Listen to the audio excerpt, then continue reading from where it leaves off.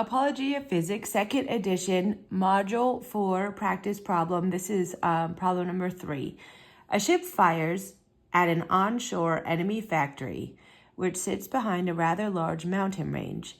The tallest mountain in the range is 550 meters high, and it stands roughly halfway between the ship and the factory. In order to hit the factory, the crew determines that the projectile's initial velocity must be 200 meters per second at an angle of 30 degrees. That's the only setting that will give the projectiles the range necessary to hit the target. Determine the maximum height of the projectiles to see if there is any chance of hitting the factory. The only thing we need to calculate here is the maximum height of the projectile. This means we are only concentrating in the y dimension. Again, because all we really care about is this dimension right here, which is y. Thus, we had better get the y component of the initial velocity. So we have the initial velocity of 200.0 meters per second, and that was given to us. At a sine of 30 degrees, the angle was given to us as well.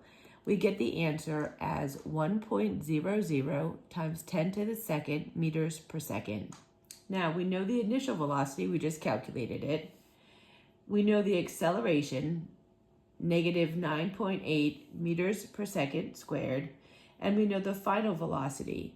And we know that because we're specifically looking for the max height, and we know at the exact max height, the velocity for y will be 0. So you go back to your equations from module number 2, and we can use v squared plus v naught squared plus 2a delta x to solve for this problem.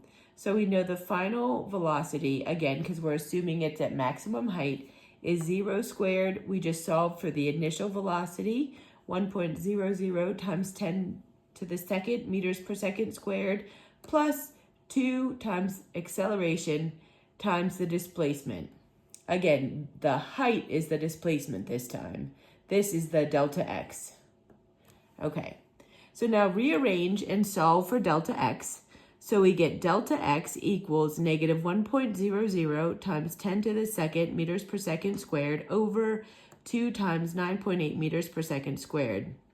And we get 510.204, too many significant figures, so we end up with 5.1 times 10 to the second meters. So this tells us that the maximum height of the projectile's reach is 5.1 times 10 to the second meters, which would be 510 meters. Since this is significantly less than the height of the tallest mountain, which it tells us up here is 550 meters high, there is absolutely no chance of the projectile hitting the target. The factory was probably placed there specifically to guard against ship-based attacks.